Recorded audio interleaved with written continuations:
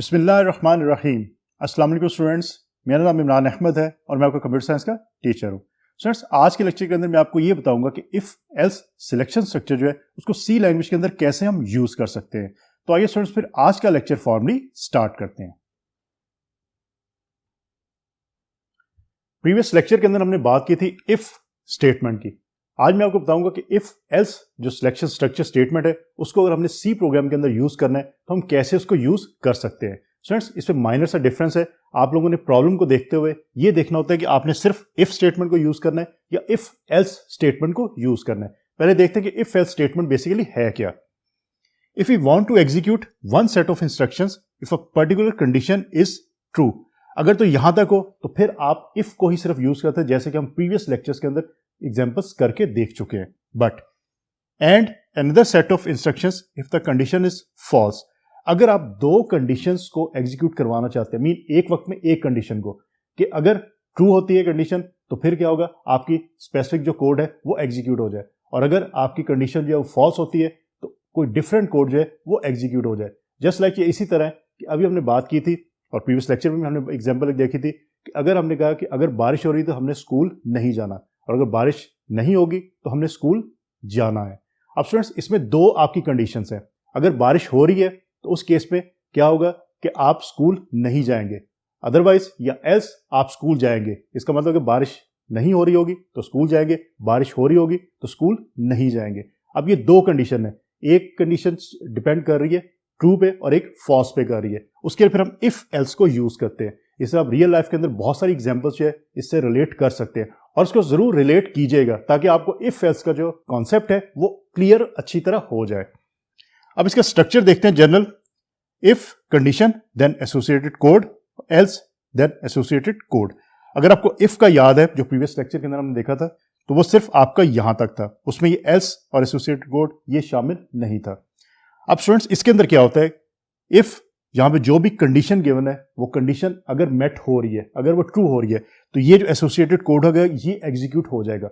लेकिन अगर ये कंडीशन मेट नहीं हो रही, मीन फॉल्स हो रही है, तो एल्स के बाद जो एसोसिएटेड कोड होगा वो आपका जो है वो एग्जीक्यूट हो जाएगा। अगर आप सिर्फ इफ यूज करते थे, जो कि हम प्रीवियस लेक्चर के अंदर कर चुके, वहां आपकी कंडीशन अगर मेट नहीं होती थी तो आपका प्रोग्राम आपको कोई भी आउटपुट नहीं देता था। लेकिन इस केस के अंदर आपका प्रोग्राम आपको कोई ना कोई आउटपुट जरूर देगा, या तो वो ये एसोसिएटेड कोड होगा या ये वाला होगा, और ये डिपेंड करता है कंडीशन के ऊपर। ट्रू होगी तो ये कोड आपका एग्जीक्यूट हो जाएगा, और अगर ये कंडीशन आपकी फॉल्स होगी तो ये कोड आपका एग्जीक्यूट हो जाएगा।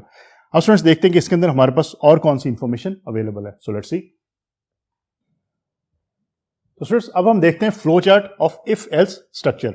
अगर आप इस फ्लो चार्ट को देखें और जो प्रीवियस लेक्चर में हमने इफ का फ्लो चार्ट देखा था उसको दोनों को रिलेट करें, तो आपको सिर्फ और सिर्फ ये एक प्रोसेसिंग का जो बॉक्स है ये एक्स्ट्रा नजर आ रहा है, अदरवाइज बाकी वही फ्लो चार्ट है। आप इजीली, अगर इफ का आपको फ्लो चार्ट बनाना आता है तो आप इफ एल्स का भी इजीली बना सकते हैं। इसको देखिएगा। स्टार्ट, इफ की कंडीशन, अगर कंडीशन ट्रू होती है पहले उसको चेक करते हैं, ट्रू होगी तो जो इफ स्टेटमेंट से एसोसिएटेड कोड है वो आपका एग्जीक्यूट हो जाएगा और प्रोग्राम आपका फिर स्टॉप हो जाएगा। अगर इफ कंडीशन फॉल्स होती है तो एसोसिएटेड कोड जो एल्स स्टेटमेंट के साथ एसोसिएट है वो आपका एग्जीक्यूट होगा और फिर आपका प्रोग्राम जो है वो स्टॉप होगा। इफ के अंदर आपकी ये चीज मौजूद नहीं थी। फॉल्स के केस में डायरेक्ट आपका प्रोग्राम जो है वो स्टॉप हो जाता था, उसमें कोई भी एल्स और एसोसिएटेड कोड मौजूद नहीं था। तो ये मेजर डिफरेंस है इसके अंदर, इसको आपने अच्छी तरह याद रखना है क्योंकि आपके एग्जाम्स में ये पूछा जा सकता है कि इफ और इफ एल्स के अंदर मेजर डिफरेंस क्या है। अगर आपको दोनों का फ्लो चार्ट आता है तो आप इजीली अंडरस्टैंड कर सकते हैं कि कैसे डिफरेंस जो वो आपने डिमॉन्स्ट्रेट करना है।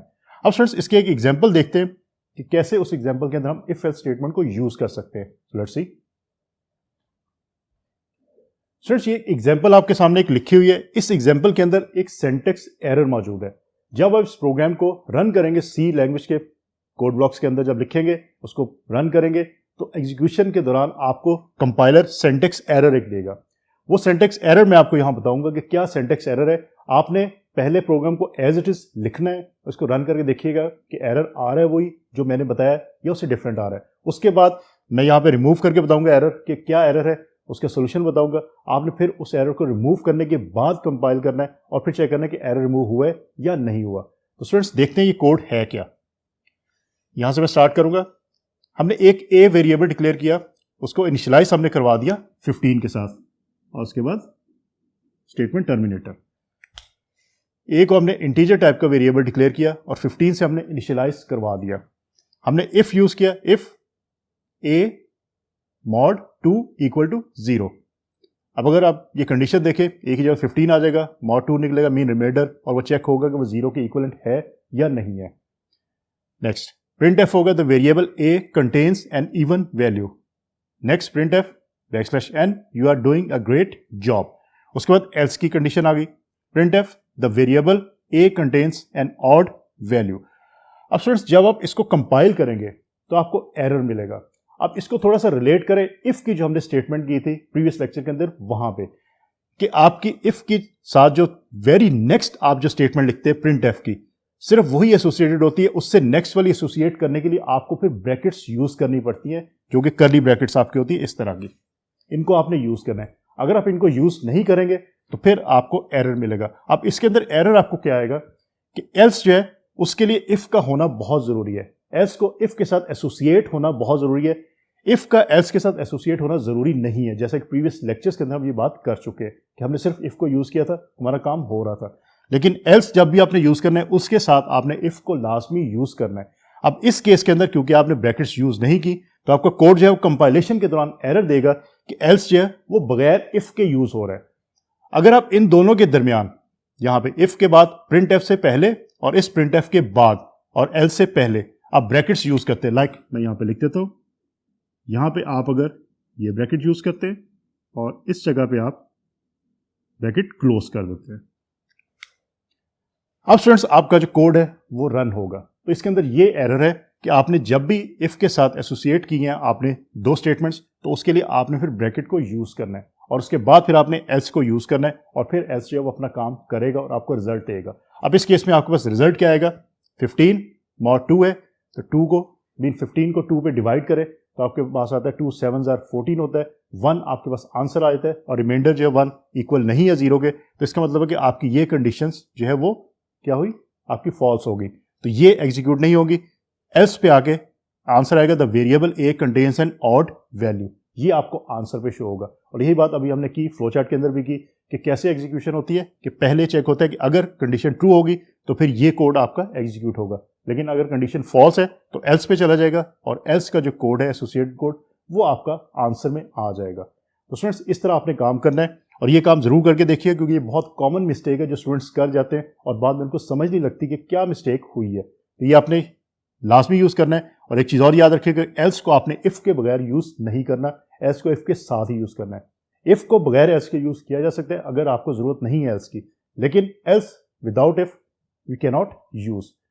तो स्टूडेंट्स आज के लेक्चर के अंदर हमने इफ एल्स की जो स्टेटमेंट है उसके बारे में इंफॉर्मेशन ली कि वो कैसे काम करती है। कमिंग लेक्चर के अंदर मैं आपको इफ एल्स की कुछ एग्जांपल्स हैं वो करवाऊंगा ताकि आपकी प्रैक्टिस हो जाए, लेकिन उसके साथ साथ आप लोगों ने खुद भी प्रैक्टिस करनी है। अभी जो हमने कोड लिखा इसको आप पहले एरर्स के साथ इसकी प्रैक्टिस करें और देखें एरर आपको कंपाइलर दे रहा है कि नहीं दे रहा। उसके बाद एरर को रिमूव करके देखें कि कैसे काम हो रहा है।